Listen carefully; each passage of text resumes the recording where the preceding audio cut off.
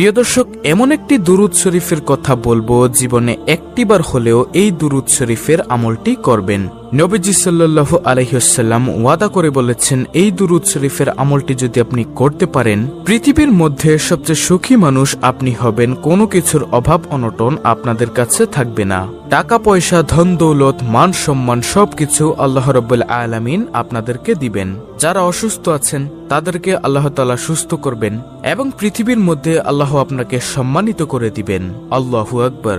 এবং এই পৃথিবী থেকে যখন আপনি চলে যাবেন, তখন কবরের মধ্যে যাওয়ার পর নবীজিকে দেখিয়ে জিজ্ঞাসা করা হবে, এই ব্যক্তি কে? তখন নবীজিকে আপনি কবরের মধ্যে দেখে চিনতে পারবেন ইনশাআল্লাহ। কবরটা হবে খুবই ভয়ঙ্কর। নবীজিকে যদি আপনি না চিনেন, আপনার স্থান হবে জাহান্নাম। আর আপনি এই দুরূদ শরীফের আমলটা যদি করতে পারেন, তাহলে অবশ্যই নবীজিকে কবরের মধ্যে দেখে চিনতে পারবেন এবং বলতে পারবেন, ইনিই হচ্ছে আমার নবী, বিশ্বনবী, আখিরি নবী, নবী মুহাম্মদ সাল্লাল্লাহু আলাইহি ওয়াসাল্লাম। এত পাওয়ারফুল এই শ্রেষ্ঠ দুরূদ শরীফটা। তাই আমি আপনাদেরকে এই শ্রেষ্ঠ দুরূদ শরীফের আমলটা সম্পর্কে বলে দিব। কবরের মধ্যে আপনাদের কোনো ভয় থাকবে না। এবং যেই হাসরের ময়দানে মানুষ হাহাকার চিৎকার করবে, এই হাসরের ময়দানেও আপনাদের কোনো ভয় থাকবে না। এবং হাসরের ময়দানে আল্লাহ রাব্বুল আলামিন আপনার হিসাবটা একেবারে সহজভাবে নিবে, এই দুরূদ শরীফটা যদি আপনি পাঠ করতে পারেন, দুরূদ শরীফের আমল করতে পারেন। কিন্তু প্রিয় দর্শক, একটি শর্ত হলো, শুধু দুরূদ পাঠ করলেই হবে না, পাশাপাশি আপনাকে নবীজির সুন্নত এবং আল্লাহর ফরজ বিধানগুলো পালন করতে হবে।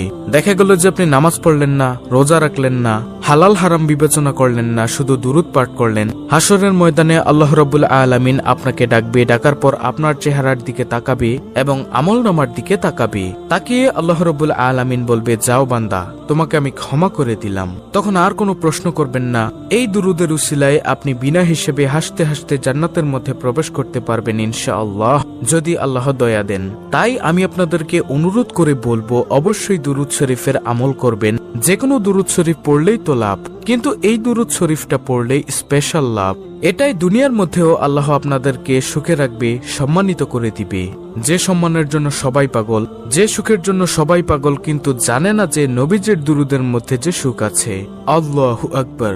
নবীজি ওয়াদা করে বলেছেন, এই দুরূদ শরীফটা আপনি একবার পড়বেন আর সঙ্গে সঙ্গে নবীজির রওজা পাকে ফেরেশতা আপনার নাম, আপনার বাবার নাম, আপনার ঠিকানা সহকারে নবীজির রওজা মোবারকে পৌঁছে দিবে এবং সঙ্গে সঙ্গে আপনার মর্যাদা আল্লাহ তাআলা 10 গুণ বৃদ্ধি করে দিবেন এবং সঙ্গে সঙ্গে 10টি রহমত আপনার উপরে নাজিল হবে এবং 10টি গুনাহ আপনার ক্ষমা হয়ে যাবে এবং 10টি নেকি আল্লাহ তাআলা আপনাদের আমলনামার মধ্যে দিয়ে দিবেন। তাই আমি আপনাদেরকে বলবো, নবীজির দুরূদ আপনারা বেশি বেশি পড়বেন।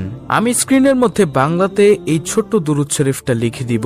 ইনশাআল্লাহ আপনারা এই দুরূদ শরীফটা প্রতিদিন সকালে 100 বার পড়বেন। যদি দিনে পড়তে না পারেন তাহলে রাতে হলেও পড়বেন। আর পড়তে মনে না থাকলে কোনো সমস্যা নেই, যখনই মনে হবে তখনই আপনি এই দুরূদ শরীফের আমলটি করবেন। ছোট্ট একটি ঘটনা আমি আপনাদেরকে বলবো, দুরূদ শরীফের যে কি পাওয়ার, তারপরে আমি আপনাদেরকে স্ক্রিনের মধ্যে বাংলাতে দুরূদ শরীফটা লিখে দিব। ছোট্ট এই দুরূদটি আপনাদেরকে শিখিয়ে দিব ইনশাআল্লাহ। তো ঘটনাটি হলো, একজন বালক যুবক হজের মধ্যে গিয়ে তিনি সব জায়গার মধ্যে শুধু দুরূদ শরীফ পড়ছেন।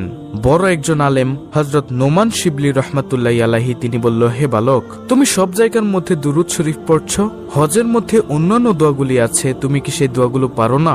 সে বালক বলল, হুজুর আমি সব দোয়া পারি, তারপরও আমি দুরূদ শরীফ পড়ি। হুজুর বলল, কেন পড়ো বালক, আমাকে বলো। তখন সে বালকটি বলল, হুজুর আপনি তো জামানার সবচেয়ে বড় আলেম এবং ভালো লোক, এজন্য আপনার কাছে বলছি, আমি দুরূদ শরীফের যে পাওয়ার, যে শক্তি দেখেছি, অন্য কোনো কিছুর মধ্যে আমি এত শক্তি, এত পাওয়ার দেখিনি। তখন সেই বালকটিকে হুজুর বলল, আচ্ছা বলো তো দেখি, দুরূদ শরীফের মধ্যে তুমি কেমন শক্তি, কেমন পাওয়ার দেখেছ?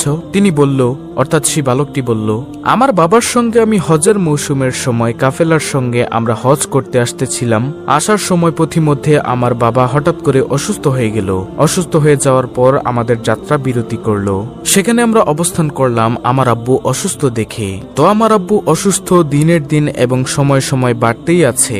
এজন্য আমাদের কাফেলার মধ্যে আমাদের সঙ্গে যারা ছিল এক দলের মধ্যে তারা বলল, হে বালক, তুমি তোমার আব্বুর খেদমত করো, সুস্থ হলে তুমি রাস্তা দিয়ে চলে এসো, আমরা চলে যাই মক্কাতে হজ করার জন্য, তোমরা আস্তে আস্তে আসো। তখন সে বালক বলল, আমাদের কাফেলার লোকগণ সবগুলো চলে গেল এবং আমি আমার আব্বুর খেদমত করছিলাম। হঠাৎ করে আমার আব্বুর অসুস্থ আরো বেড়ে যায় এবং হঠাৎ করে দুনিয়া থেকে বিদায় নিয়ে চলে যায়, মারা যায়। তারপর আমি দেখলাম হুজুর আমার বাবার চেহারাটা কালো কুচকুচে হয়ে গিয়েছে, বিগড়ে গিয়েছে, খারাপ হয়ে গিয়েছে। আমি দুশ্চিন্তায় পড়ে গেলাম, হায়রে এমন একটি জায়গার মধ্যে, মরুভূমির মধ্যে আমার আব্বুর এই অবস্থা, আশেপাশে কোনো মানুষও নেই। যদি কোনো মানুষ দূর থেকে এসে দেখে আমার আব্বুকে এভাবে খারাপ চেহারা হয়ে গেছে, বিকৃত কালো হয়ে গেছে চেহারাটা, তখন মানুষ কি মনে করবে? তখন তিনি অর্থাৎ বালকটি কান্না করতে করতে বাবার চেহারার মধ্যে কাপড়টা দিয়ে ঘুরে কান্না করতে করতে সেই জায়গার মধ্যেই মনের অজান্তে ঘুমিয়ে গেছে। তিনি বললেন, অর্থাৎ বালকটি বলল, আমি ঘুমের মধ্যে দেখলাম একজন সাদা জুব্বার সাদা পাগড়ি পরে আমার আব্বুর কাছে আসলো। আসার পর আমার আব্বুর কাপড়টা মুখের থেকে দূর করলো। সরানোর পরে আমার আব্বুর বিকৃত চেহারাটা, খারাপ কালো চেহারাটা, তিনি তার মধ্যে তার হাতটাকে মুছে দিলেন, হাতটাকে বুলিয়ে দিলেন, মুছে দিলেন। মুছে দেওয়ার সঙ্গে সঙ্গে আমার আব্বার চেহারাটা নূরে নূরান্বিত হয়ে গেল, সুন্দর হয়ে গেল, চোখ ঝলমল করতেছিল। তখন আমি স্বপ্নের মধ্যেই বললাম, আপনি কে? তিনি চলে যাচ্ছিলেন। আমি পিছনের দিক দিয়ে গিয়ে বললাম, আপনি কে বলে যান, না হয় আপনাকে ছাড়বো না। কারণ এমন কঠিন সময়ের মধ্যে আমরা বিপদের মধ্যে পড়ে গিয়েছি, আর আপনি আসলেন, এসে আমার বাবাকে সাহায্য করলেন, আমার আব্বার চেহারাটাকে আপনি সুন্দর করে দিলেন। আপনি কে? আপনার পরিচয় আমি জানতে চাই। তখন তিনি বললেন, অর্থাৎ ওই সাদা জুব্বা পাগড়ি পরা তিনি বললেন, আমি আর কেউই নই, আমি হলাম বিশ্বনবী, আখিরি নবী মুহাম্মদ সাল্লাল্লাহু আলাইহি ওয়াসাল্লাম। সুবহানাল্লাহ। তখন তিনি বললেন, আপনি কেন এসেছেন ইয়া রাসূলুল্লাহ সাল্লাল্লাহু আলাইহি ওয়াসাল্লাম? আপনি নিজে চলে এসেছেন কেন? আল্লাহর রাসূল তখন বললেন স্বপ্নের মধ্যে, তোমার বাবা দৈনিক দিনে 100 বার দুরূদ শরীফ পড়ে, রাতে 100 বার দুরূদ শরীফ পড়ে। আজকের দিনেরটা আমি পেয়েছি, কিন্তু রাতেরটা পাই না। ফেরেশতাদেরকে জিজ্ঞাসা করলাম। ফেরেশতা তখন বলল, আপনার সেই আশেক, আপনার ভক্ত যে দুরূদ শরীফ পাঠ করে, আপনার উম্মত সে তো খুব বিপদের মধ্যে আছে, দুনিয়ার মধ্যে ভালো আমল করে না, এজন্য চেহারাটা পাল্টে গিয়েছিল, বিগড়ে গিয়েছিল, এজন্য রাতের দুরূদটা সে পাঠাতে পারে না। এজন্য আপনার আব্বু বিপদের মধ্যে পড়ে গিয়েছে, আমলে তেমন ভালো ছিল না, তারপরও দুরূদ শরীফটা পড়তে কখনো ভুলেনি। তার জন্য আমি রওজা থেকে চলে এসেছি, আমার প্রিয়কে, আমার আশেককে উপকার করার জন্য, সাহায্য সহযোগিতা করার জন্য। সুবহানাল্লাহ। তারপরে আল্লাহর রাসূল সাল্লাল্লাহু আলাইহি ওয়াসাল্লাম চলে গেলেন। এরপর সেই যুবক বলল যে, হুজুর আমি এরপর থেকে বুঝতে পারলাম দুরূদের মধ্যে যে কি ফজিলত, কি বরকত। এরপর থেকে আমি দুরূদ শরীফ পাঠ করি। প্রিয় দর্শক, এখন কথা হলো যে কোন দুরূদ শরীফ পাঠ করলে আপনার মর্যাদা বেড়ে যাবে, সওয়াব পাবেন।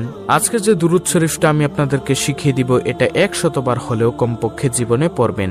যদি পারেন প্রতিদিন পড়বেন, যদি না পারেন আপনার যখনই মনে চাইবে তখনই এই দুরূদ শরীফটা পড়বেন। প্রিয় দর্শক, আর সেই দুরূদ শরীফটা হলো আল্লাহুম্মা সাল্লি আলা মুহাম্মদ কুল্লামা যাকারাহু যাকিরুন ওয়া কুল্লামা গাফালা আন যিকরিহিল গাফিলুন। প্রিয় দর্শক, আমি আবার বলছি, দুরূদটি ভালো করে শুনুন, স্ক্রিনশট নিয়ে নিন। আল্লাহুম্মা সাল্লি আলা মুহাম্মদ কুল্লামা যাকারাহু যাকিরুন ওয়া কুল্লামা গাফালা আন যিকরিহিল গাফিলুন। খুবই পাওয়ারফুল একটি দুরূদ, আপনারা প্রতিদিন 100 বার করে হলেও পড়বেন। যে কোনো সময় মনে চাইলে এই দুরূদটি পাঠ করবেন। টাকা পয়সা, ধন সম্পদ আপনার চতুর্দিক থেকে আল্লাহ রাব্বুল আলামিন আপনাকে দিয়ে দিবেন ইনশাআল্লাহ। অত্যন্ত গুরুত্বপূর্ণ একটি ভিডিও। ভিডিওটি ভালো লাগলে অবশ্যই চ্যানেলটিকে সাবস্ক্রাইব করে পাশে থাকা বেল বাটন অল বাজিয়ে দিবেন। ভিডিওটিতে একটি লাইক দিবেন এবং কমেন্টে আমিন লিখবেন, এবং অন্য মুসলিম ভাই বোনদের কাছে ভিডিওটি শেয়ার করে দিবেন, যেন তারাও আজকের ভিডিওটি দেখে এই দুরূদের আমলটি শিখে করতে পারে। আল্লাহ রাব্বুল আলামিন আমাদের সকলকে এই দুরূদের আমল নিয়মিত করার তৌফিক দান করুন। আমিন।